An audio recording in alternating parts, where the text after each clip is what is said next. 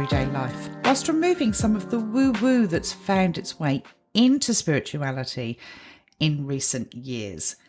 In today's episode, I'm going to share with you my information, the information that has been shared with me over the years about the afterlife, and do a bit of a deep dive in that. And we're also going to talk about grief and mediumship and whether it helps or hinders the healing process.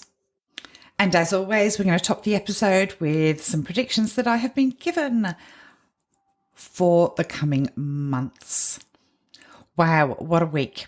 It has been so busy, not only with work. I had to take a day off on Monday, so if you were on my list for Monday, I would have seen to your reading by now, but I have a condition called trigeminal neuralgia.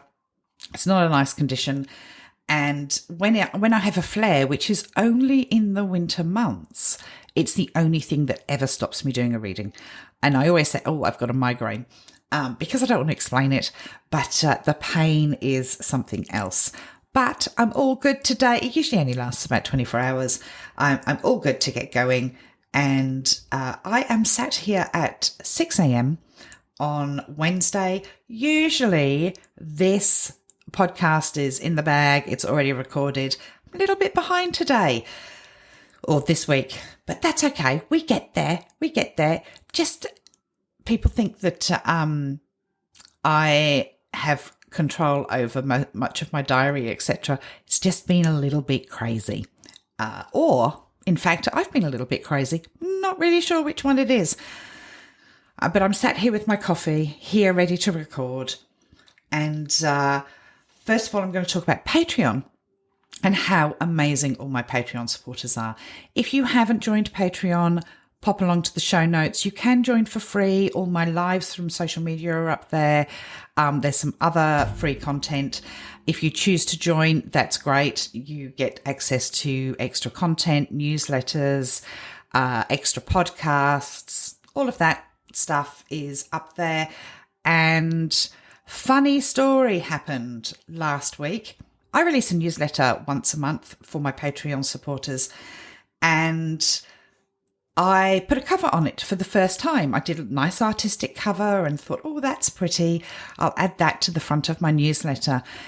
And I had been working on it all week last week and added my predictions, because in that newsletter there's extra predictions. So not only was the front page of my newsletter this amazing forest scene, which almost mirrored the photograph that was released on Friday night, but in my predictions, I said that we would get a new image of the Princess of Wales.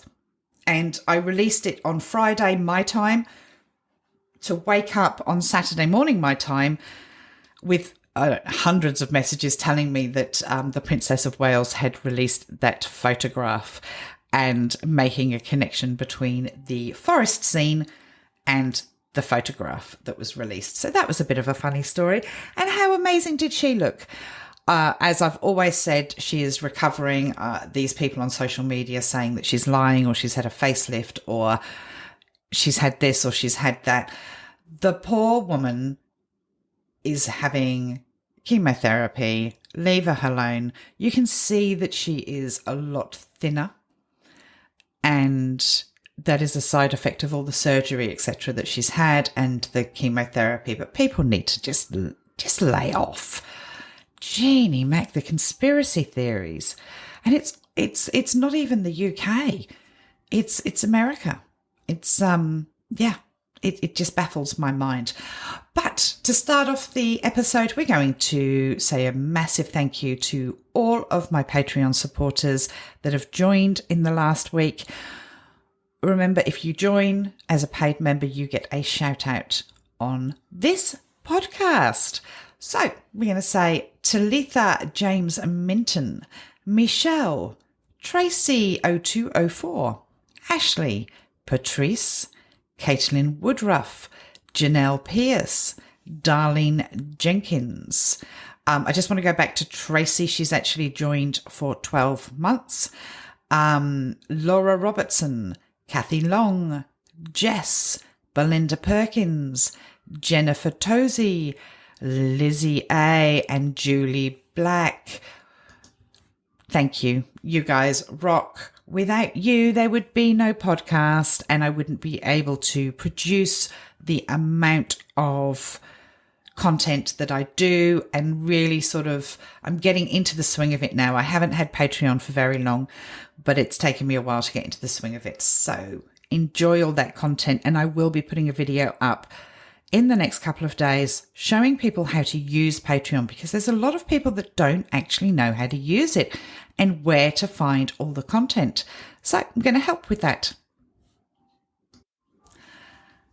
As many of you know, I have been a psychic medium for well over 20 years and had the ability to communicate with those that we have lost, those that have already transitioned, since childhood. I have just always known that there is life after death, that there is an afterlife, so to speak. It wasn't until I opened up my audience from my usual readings, my usual calendar, to social media, and opened up the opportunity for people to ask me questions, that I realised that this knowing, this understanding that there is an afterlife, is not inherent in everybody. And I know that sounds really conceited, but because it's been with me forever, and I've lost people close to me, and I've not necessarily grieved in the same way that other people do, because I know that I will see them again. And I know that they are around me. But like everything in life, not everyone has the same knowing, the same belief system. Yet many people are interested in it. It's almost like they want the proof. But yet, is it real? So today I'm going to talk about that, and what I have learned over the years that I have been doing this, and what I've been taught by those that have already transitioned. I have connected thousands and thousands of people who have transitioned with their loved ones, and I've been able to give such concrete proof for what I call evidential mediumship, that many people start to have an understanding. And I want to bring that to you. I've struggled to be able to put it into words. The reality is, when something sometimes is incredibly close to you, or something is just a knowing that I've had, being able to elocute that and do so in a way that everyone understands has sort of tied me in knots a little bit, because I've wanted to explain, and I come across so many people that have had near-death experiences or have died and come back with their story. And much of it is in contradiction to what I know. And that's been the hard thing. So I'm going to start this by saying that what I'm about to bring you is information that I have gathered over the years. It's information that I have been shown, I have been told, I have brought through during evidential mediumship readings. And the information is purely how I've understood it. It is not the same as reiterating a story from someone that has had near-death experience. It is very different. It is directly from spirit, and it is just putting the pieces of a puzzle together from how things have been explained and shown to myself. One of the first questions I always get asked during a reading is my loved one okay? Are they at peace? And the answer to that is always yes, because as I am shown it and as I am explained it, is our soul and spirit is a continuum of consciousness. It's not a big bang. It is very gentle. The passing involves people that have loved us before, helping us and coming with us. It is very calm. There is no fear. And all of our ailments, if we've had a disability, if we have been in pain, are left behind with our human body. We are simply currently experiencing a human existence, and our consciousness continues. That is why we are able to explain and able to give evidence that your loved one is around you, because they continue to spend time around you and can be in multiple places at once. Now, I also want to say, and it's a question I do get asked again quite often, is what if somebody has a traumatic passing? And I have very sadly seen somebody claiming to be a medium say to someone's loved one that and I'm going to say it, they were told that their sister had passed through a murder, and this medium told the family that because the sister passed in murder, that they were not going to be at peace until the murderer is found. That is simply not true. Irrespective of how someone passes, they are in the afterlife and they are at peace. The traumatic experience, although they can explain it if they come through for an evidential mediumship reading, they are not remembering that over and over. They don't feel the pain. They don't feel the disempowerment. They are at peace. And I think that that's an important thing to know. And yes, there is some form of life review as I understand it, but it's not massive, or you're taken off to a certain space and removed and taught about everything that you've done and made to feel bad. You are simply given a small life review. But one thing that stands out to me about those in the afterlife and in the spirit world is that their connection to ego, their connection to that part of their brain or human existence that dictates how they do bad things to people, doesn't transition to the afterlife. Spirit comes through in pure love. There is no evilness or bad spirits that step forward during a reading. And a lot of people will say, but, I didn't like my stepdad because we just didn't get on and we were estranged when he died. Irrespective of that, they do still step forward during readings. Often they are able to apologise, and I often get people stepping forward and taking ownership of what pain they caused in this lifetime. Now, I also want to caveat that by saying, if one of your loved ones is murdered, I have never once had a murderer or someone that has caused extreme pain to somebody step forward. I've never had an abuser step forward and taunt someone. I've never had that person that has caused such destruction to a family step forward in a reading. I'm talking about people that may be estranged or didn't get on, or there was some contention in the family. My experience through that is that the egoic side of our personality that causes that does not transition to the afterlife. Now, on the same hand, I often have people say to me, but I would not want to see them in the afterlife.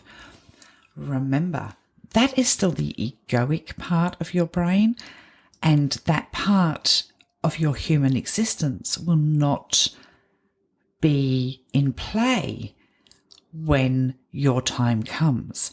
So although you think those things now, you actually won't feel like that when the time comes to transition. And your soul family through the times will be there for you. Death is not the end of your existence. And many people fear death and obviously grieve, because we grieve the day-to-day existence of the ones that we love. But death is not the end of our existence. It is continual. We keep our personality, we keep our traits, and when I've done evidential mediumship readings and somebody's personality shows up, it always blows people's mind that I'm able to repeat things or sayings that people have. Your loved ones spend so much time around you, and they still have that feeling of being with you and watching you, that during a reading when somebody says, oh, I miss them, and I say, well, they don't miss you because they're with you all the time, people are quite shocked by that. Or they're like, well, I want them to miss me because I miss them so much. They are there and they are around you. And as I say, it is a continual of consciousness. It isn't a different person that is in the afterlife. It is the same person, the same personality. They come through with the same information about their life and the life that you shared with them. My understanding of the past lives and reincarnation, and I'm only going to give you a snippet of this because I'll probably do another episode on that, is that we are often in multiple bodies at once. So we can take a new body, but our consciousness still exists around you.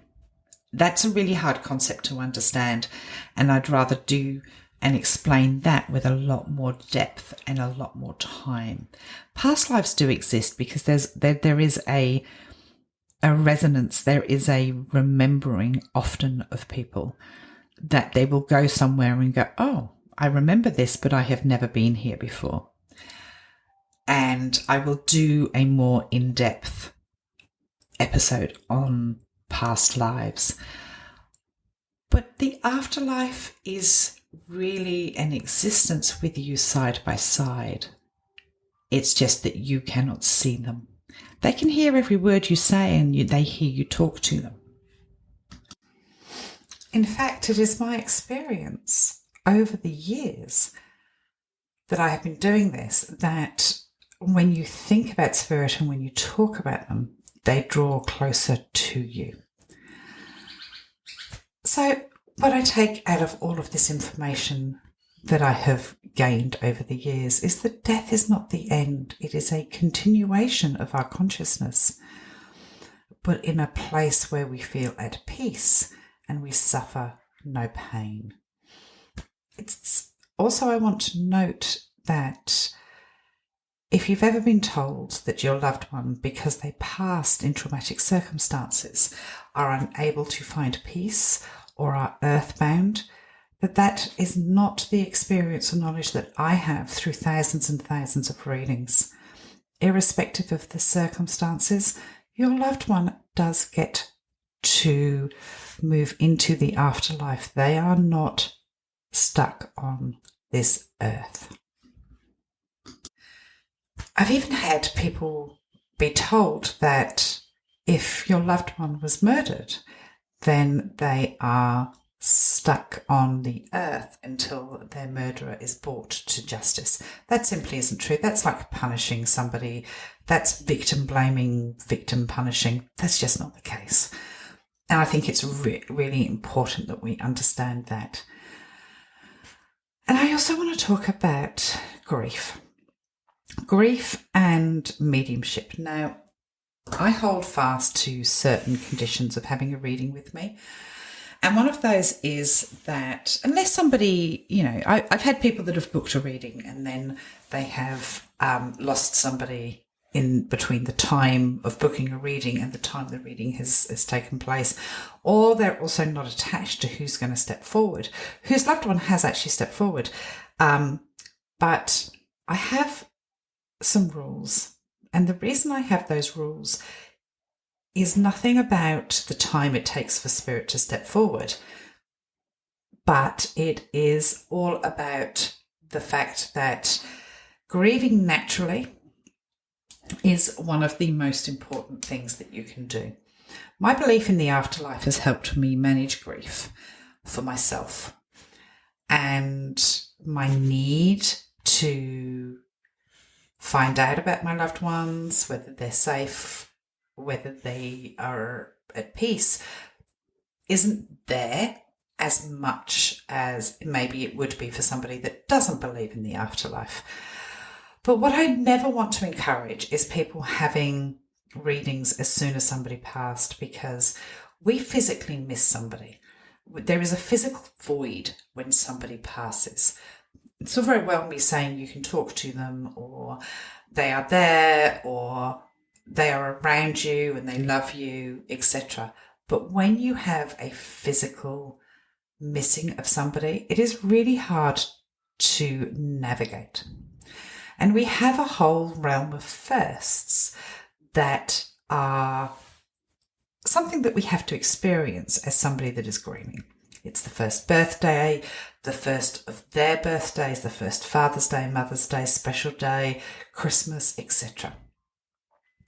All of those firsts will lift grief to the surface again. And transitioning ourselves into the position of missing somebody is very difficult. I always say that I prefer that you leave between 6 and 12 months after your loved one has passed to seek out a mediumship reading, whether it was with me or with somebody else. And that's purely for the navigation of your own mental health. I feel that, we do get those grief vampires that will jump on it as soon as someone's passed. And some people find that helpful. But also some people hold on to it and they want to come back every month to have that conversation, to let their loved one know that they are thinking of them and to get that return conversation, so to speak. My advice is to continue to talk to your loved ones. Leave it at least half a year for you to manage your grief. And I heard something once on how grief appears. And it's a really nice explanation. And grief is like glitter. When you receive a parcel or a card that's got a load of glitter in, or in fact you have a child that loves glitter, and when it first happens, there's this explosion of all this colour, sparkly things, and it goes all over the place. And over a period of time, it gets less and less and less. And it gets stuck in the corners or goes under furniture or behind furniture. And I always look at those special days, those birthdays and anniversaries and Father's Day and Mother's Day. It's a bit like moving the furniture and seeing the glitter come to the surface again. So your care and you looking after you is the most important thing when it comes to grief.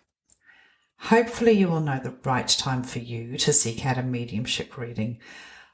But my personal advice is your energy and your expectation and holding on to the outcome of a reading can push the energy away. So remember that. The more tense we are, the more difficult it is for the reader to get that information. So I really want people to not hold on to it. Mediumship is a wonderful thing, and it allows us to give you the evidence that somebody is around you and that they love you, and give you evidence about their life and validate that. But if you're coming back to a medium once every month or seeking someone out every month, then it's not good for you.